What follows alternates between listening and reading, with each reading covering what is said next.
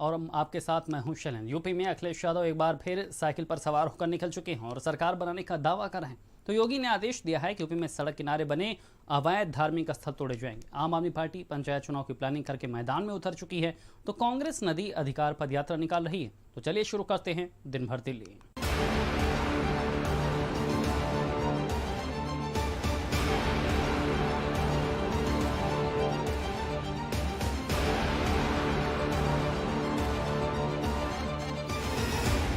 Sapa supremo Akhilesh Yadav ने रामपुर से cycle यात्रा की शुरुआत की और प्रदेश और सरकार पर जमकर निशाना साधा। अखिलेश ने भारत समाचार से बात की और कहा कि सरकार जा रही है, समाजवादी पार्टी सरकार बनाने जा रही है।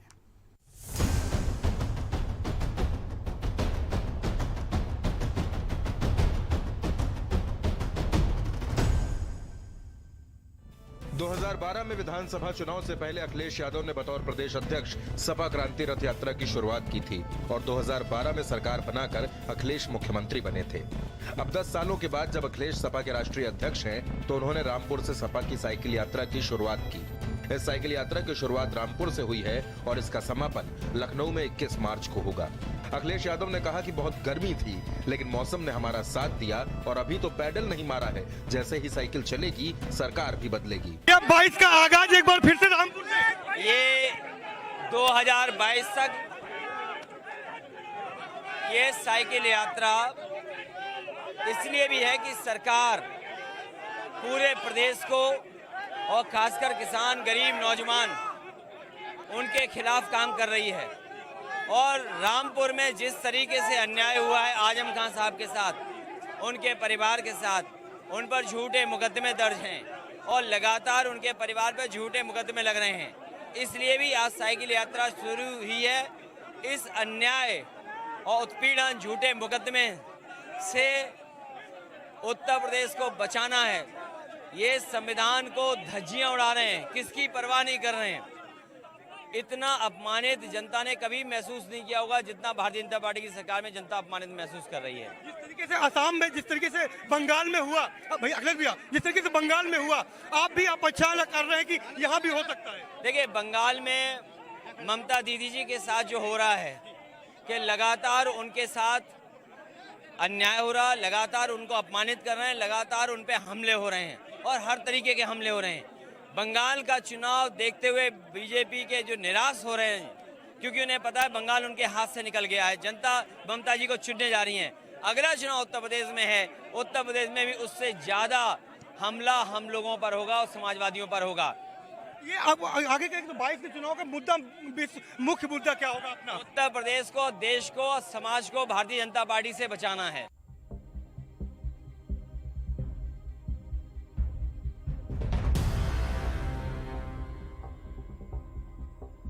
रामपुर में आजम खान के गढ़ में खड़े होकर अखिलेश यादव ने आजम खान का पूरा सम्मान किया और कहा कि आजम खान देश के इकलौते नेता हैं जिनके ऊपर इतने मुकदमे लगा दिए गए। अखिलेश ने महंगाई के मुद्दे पर भी सरकार को घेरा। अखिलेश ने कहा कि हम आज से ही प्रचार की शुरुआत कर रहे हैं। वहीं ममता बनर्जी को लेकर अखिलेश ने कहा कि बीजेपी सरकार में सब पर हमला होगा। सरकार के पास 300 से भी कम बचे हैं। जब जब साइकिल चली है, उत्तर प्रदेश में बदलाव लाने का काम साइकिल ने किया है। ये कहीं न कहीं हमारे ऊपर भगवान की कृपा है, समाजवादियों पे आशीर्वाद है और आज का आशीर्वाद तो दिखाई इसलिए दे रहा है। अगर ये बादल न होते तो शायद हम और आप यहां पर बैठ नहीं पाते। अगर कल की गर्मी का अंदाज लगाएं आज हम, तो शायद हम साइकिल भी ना चला पाते, हम और आप लोग। बताओ, मुरादाबाद में कोई मामूली हमला हुआ हम लोगों पर, आप पर? पहले उन्होंने लिफ्ट की लाइट बंद कर दी जिससे लिफ्ट ना पहुंच पाए। वो खबर नहीं बनी कि होटल की लाइट किसने बंद कर दी जिसमें लिफ्ट से हम ना निकल पाए। और फिर प्रेस ने जो किया, कुछ लोगों ने जो किया, वो किसके इशारे पर किया है। इसलिए मैं कहना चाहता हूं, ये हमले बंद नहीं होंगे चुनाव तक। अब सरकार पे कितने दिन बचे हैं, गिनो कभी। अब दिन नहीं बचे सरकार के। ये पंचायत का चुनाव खत्म होते ही आप देखोगे बंगाल का चुनाव खत्म होगा, अपने आप उत्तर प्रदेश का चुनाव शुरू हो जाएगा। वो तो कल शुरू होगा, लेकिन समाजवादी पार्टी आज ही अपनी साइकिल चला करके आने वाले समय में 2022 में सरकार बने, उसका प्रचार आज से ही शुरू कर रहे हैं। हम लोग साइकिल चला रहे हैं और सुनने में आ रहा है कि सरकार के दबाव में प्रशासन के लोग मुकदमा दर्ज करने की तैयारी कर रहे हैं। हम और आप लोग साइकिल चला रहे हैं, प्रशासन मुकदमे की तैयारी कर रहा है। ये तो तैयारी अभी केवल विधायकों की, अभी जनता को नहीं कहा हमने साइकिल चलाने के लिए। जिस दिन समाजवादी पार्टी के लोग अपील कर देंगे साइकिल चलाने वालों के, तो सड़क पर जगह नहीं बचेगी, इतनी साइकिल चलेगी। अखिलेश यादव जी साइकिल यात्रा कर लें या पैदल यात्रा कर लें, प्रदेश की जनता उनको नाकार चुकी है। साइकिल चलाकर अखिलेश यादव ने साफ संदेश दे दिया है कि मिशन 2022 के लिए समाजवादी पार्टी मैदान में उतर चुकी है और अब संग्राम की शुरुआत हो गई है। ब्यूरो रिपोर्ट, भारत समाचार। प्रधानमंत्री नरेंद्र मोदी ने आजादी अमृत महोत्सव का शुभारंभ किया और कहा कि हम सभी को आजादी की 75वीं वर्षगांठ को ऐतिहासिक बनाना है।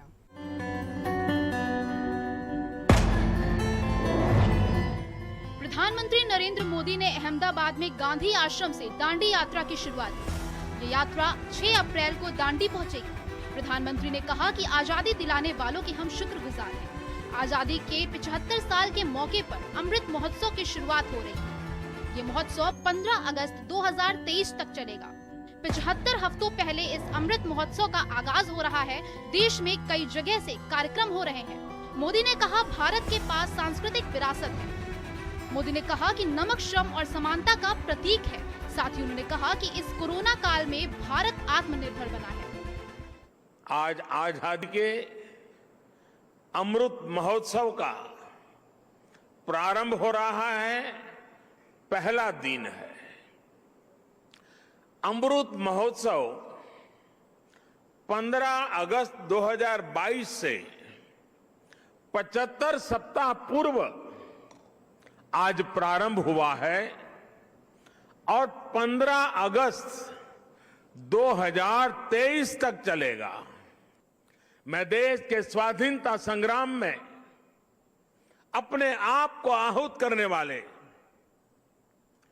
देश को नेतृत्व देने वाली सभी महान विभूतियों के चरणों में आदरपूर्वक नमन करता हूं, उनका कोटि कोटि वंदन करता हूं। अमृत महोत्सव के 5 स्तंभों पर विशेष जोर दिया गया है। Freedom struggle, ideas at 75, achievements at 75, actions at 75 और रिजॉल्व्स एट 75। ये 5 स्तंभ आजादी की लड़ाई के साथ साथ आजाद भारत के सपनों और कर्तव्यों को देश के सामने रखकर आगे बढ़ने की प्रेरणा देंगे। मोदी ने मेरठ और काकोरी का भी जिक्र किया और कहा कि गौरवशाली इतिहास ही स्वर्णिम भविष्य की नींव है। नरेंद्र मोदी ने कहा कि हम देश को एक साथ लेकर चलने में विश्वास करते हैं और सभी शहीदों का पूरा सम्मान करते हैं। मोदी ने कहा कि साथ मिलकर देश का विकास करना ही मकसद है। ब्यूरो रिपोर्ट, भारत समाचार। यूपी सरकार ने आदेश दिया है कि सड़क किनारे बने अवैध धार्मिक स्थलों को तोड़ा जाएगा। रिपोर्ट देखिए।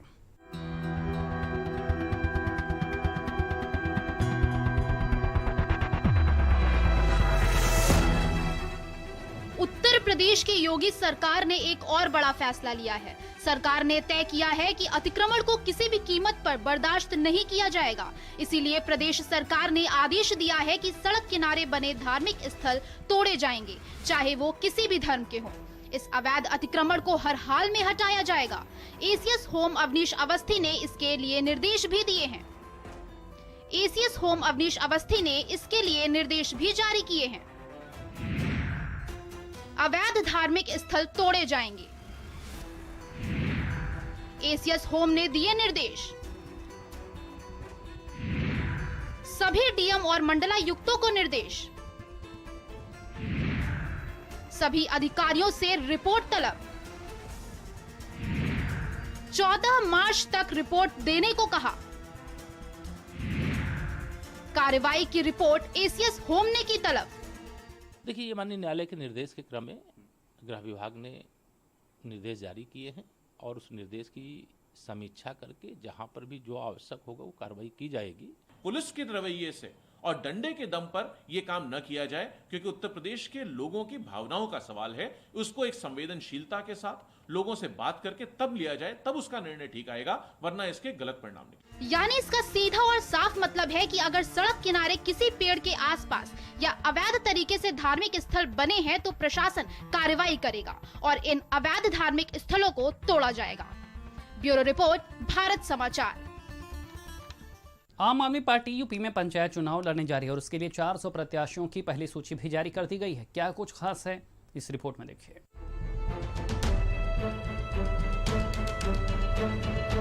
आम आदमी पार्टी यूपी में पंचायत चुनाव में पूरी तैयारी और दमखम के साथ कूद गई है।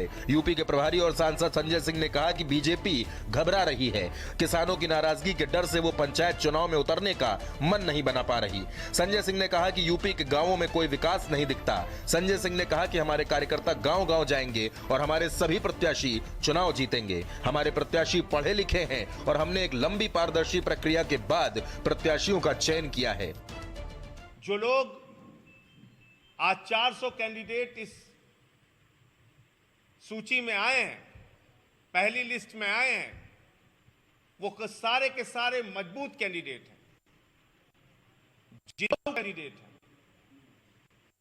चुनाव वो जीतने के लिए लड़ रहे हैं और हमारी प्राथमिकता है कि हम अपने कैंडिडेट्स का चयन, जो एक लंबी प्रक्रिया से गुजरकर हम लोगों ने किया है, तो इनको जिताने का हर स्तर पे हमारा कार्यकर्ता भी प्रयास करेगा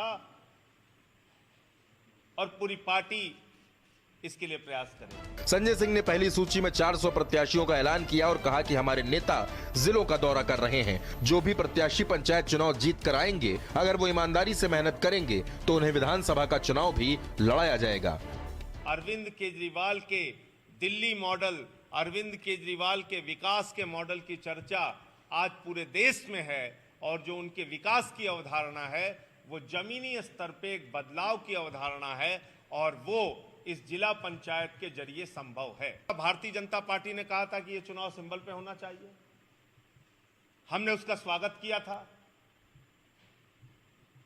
लेकिन आज भारतीय जनता पार्टी मुकर गई अपनी उस बात से। उनको डर है कि पंचायत चुनावों में अगर भारतीय जनता पार्टी मैदान में उतरती है तो किसान आंदोलन के कारण वो बुरी तरीके से पराजय का सामना करेंगे, हारेंगे चुनाव, इसलिए वो चुनाव लड़ने के लिए तैयार नहीं। जो लोग इस जिला पंचायत के चुनाव में जीतेंगे, अगर वो अच्छी परफॉर्मेंस देंगे, अच्छे तरीके से काम जमीन पर करके दिखाएंगे, तो पार्टी का शीर्ष नेतृत्व विधानसभा चुनाव लड़ाने के बारे में भी इन लोगों के ऊपर विचार करेगा। आम आदमी पार्टी की दिल्ली में सरकार है और अब यूपी में अपनी जमीन तैयार कर रही है। पंचायत चुनाव में पूरे दम के साथ उतर रही है। अब देखना होगा कि आम आदमी पार्टी को यूपी में कितनी कामयाबी मिलती है। ब्यूरो रिपोर्ट, भारत समाचार। यूपी में 2022 की तैयारियों में जुटी कांग्रेस 12% निषाद वोटरों को लुभाने में जुटी है और नदी अधिकार पदयात्रा भी निकाल रही। रिपोर्ट देखिए।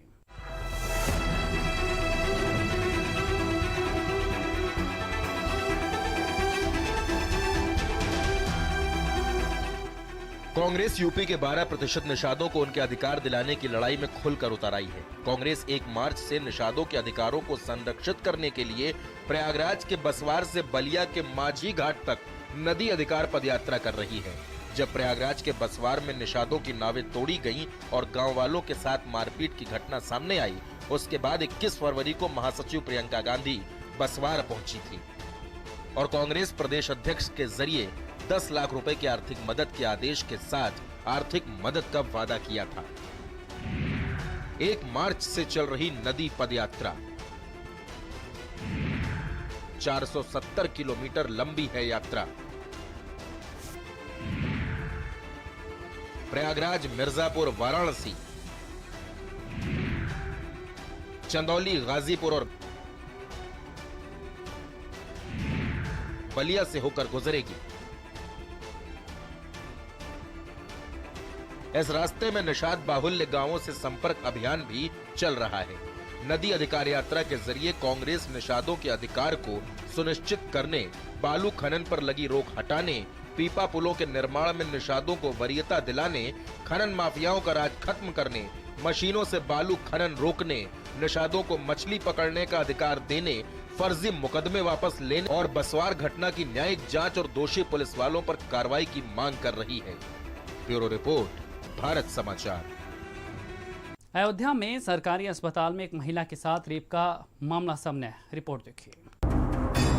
अयोध्या में एक सनसनीखेज वारदात सामने आई है, जहां इलाज कराने आई महिला ने एक बाबा सहित तथाकथित दलालों और एम्बुलेंस कर्मियों पर दुष्कर्म का आरोप लगाया है। महिला का आरोप है कि चेकअप के बहाने उसे जिला चिकित्सालय के ड्रेसिंग रूम में ले जाकर दुष्कर्म की घटना को अंजाम दिया गया। वहीं इस पूरे मामले को मैनेज करने में पुलिस ने 12 घंटे से अधिक का समय लगाया और अंत में चारों आरोपियों के खिलाफ मुकदमा दर्ज कर लिया गया। गुरुवार को देर रात करीब 3 बजे राजकीय श्री राम चिकित्सालय से रेफर होकर जिला चिकित्सालय आई महिला को इमरजेंसी में मौजूद डॉक्टरों ने देखा और सहयोगी कर्मियों से इंजेक्शन लगाने को कहा। तभी वहां मौजूद तथाकथित दलालों ने उसे ओपीडी के ड्रेसिंग रूम में ले जाकर वहां पहले से मौजूद निजी एम्बुलेंस कर्मी समेत 3 लोगों ने उसके साथ दुष्कर्म किया। पीड़ित ने शिकायत की, लेकिन पुलिस कई घंटों तक मामला मैनेज करने में जुटी रही।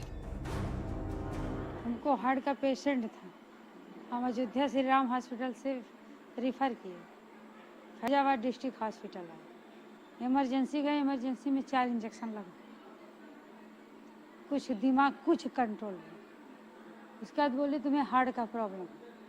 हम कहा मैं वाइस बाथरूम से आएगा तो हार्ट का जांच होएगा। कहीं ठीक है, मैं बाथरूम गया, धीरे धीरे पीछे पीछे बाथरूम में गया, वहाँ से आया, मैंने कास्टिक लिया, हाथ धोया, उसका दरवाज़ा बंद कर लिए, मेरे सास ससुर को भगा के, और 4 लोग थे। तो यहाँ से कुछ आवाज़ उनकी सासू को सुनाई पड़ी, तो वो गए वहाँ पर दरवाजे के पास। जब दरवाजे के पास गई तो उसको कुछ मतलब ये मम्मी मम्मी चिल्लाती थी, तो वो बोली कि तो दरवाज़ा पीटने लगी तो तब वहाँ तब दरवाज़ा खुला। तब ये बाहर आए तो इसको बेचैनी थी, तो यहाँ ले जाकर वहाँ बाहर लेटा दिए। तो एक वाला एम्बुलेंस वाला था, वो जो वहाँ से लेकर आया था श्री राम हॉस्पिटल थे। हमारी बेइज्जती कर दिया, हमारा ऐसा कर दिया। अभी बोल रहे दर्शन नगर, तो हम तब इनकी सासू माँ बोल रही थी क्या हुआ, तो ये बताने लगी कि हमारे साथ दुर्व्यवहार हुआ है। सीएमएस ने कहा पूरे मामले की जानकारी लेकर महिला को दर्शन नगर मेडिकल कॉलेज में इलाज के लिए रेफर किया गया है। वहीं पुलिस इस पूरे मामले में बोलने से बच रही है। मेरे संज्ञान में अभी लाया गया है कि थोड़ा मानसिक रूप से स्वस्थ नहीं, क्योंकि उसकी सास और ससुर भी उसके साथ हैं। उन लोगों का कुछ अन्य लोगों के लिए आरोप है, लेकिन किसी के बारे में अभी कुछ नहीं कहा जा सकता। पुलिस विभाग को भी इसकी सूचना हो गई है। अगर उसके घर वाले कुछ इसमें FIR या कुछ सूचना कोई लिखित में आती है तो सम्यक कार्रवाई की जाएगी। पाठक जी ने एक तहरीर दी और उस तहरीर में उन्होंने यह आरोप लगाया कि उनकी बहू के साथ एक यहाँ साधु बाबा, जिनका नाम बाबा हरिनारायण दास है, जो अयोध्या जी में रहते हैं, उन्होंने दुष्कर्म किया। पुलिस के द्वारा तत्काल इस पर कार्रवाई करते हुए मुकदमा की विविध धाराओं में, IPC की विविध धाराओं में मुकदमा दर्ज कर लिया गया और उस साधु से पूछताछ हो रही है। अस्पताल में हुई इस वारदात से हड़कंप मच गया है। देखना ये होगा कि चारों आरोपियों के खिलाफ पुलिस क्या कार्रवाई करती है। अयोध्या से भारत समाचार के लिए संजीव आजाद की रिपोर्ट।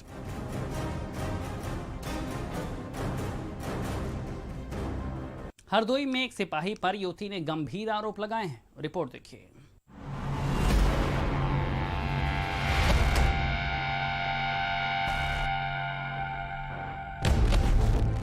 हरदोई में एक हैरान करने वाला मामला सामने आया है, जहां एक सिपाही पर धर्म बदलकर शारीरिक शोषण का आरोप लगा है। युवती का आरोप है कि एक जांच के दौरान उसकी मुलाकात सिपाही से हुई। उन्नाव में तैनाती के दौरान उसने अपने आप को CO का गनर बताया था। इस वक्त सिपाही नदीम हरदोई में पुलिस लाइन में तैनात है। युवती ने महिला थाने में FIR दर्ज कराई है। युवती का आरोप है कि 6 सालों तक सिपाही ने उसका शारीरिक शोषण किया। इस दौरान युवती ने 3 बार एबॉर्शन कराया। वहीं पुलिस ने दलित एक्ट और लव जिहाद का मामला दर्ज किया है। युवती उन्नाव के सफीपुर की रहने वाली है और पूरे मामले की जांच सीओ बघौली को सौंपी गई है। आरोपी सिपाही नदीम कानपुर के रूरा का रहने वाला है।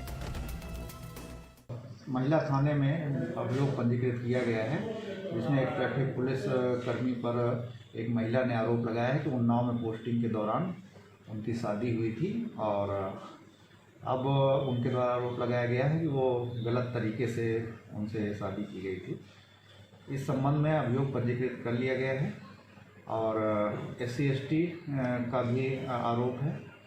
सभी बिंदुओं पर विस्तृत जांच और विवेचना क्षेत्राधिकारी द्वारा की जा रही है। शीघ्र ही इसमें न्यायोचित कार्रवाई करके विधिक कार्रवाई की जाएगी। पुलिस का कहना है कि पूरे मामले की जांच की जा रही है और आरोपी पर कार्रवाई की जाएगी। वीरेश, भारत समाचार, हरदोई। मेरठ में नौकरी से निकाले जाने के बाद एक युवक ने सुसाइड कर लिया और अपनी मौत के लिए कंपनी के HR को जिम्मेदार ठहराया। रिपोर्ट देखिए।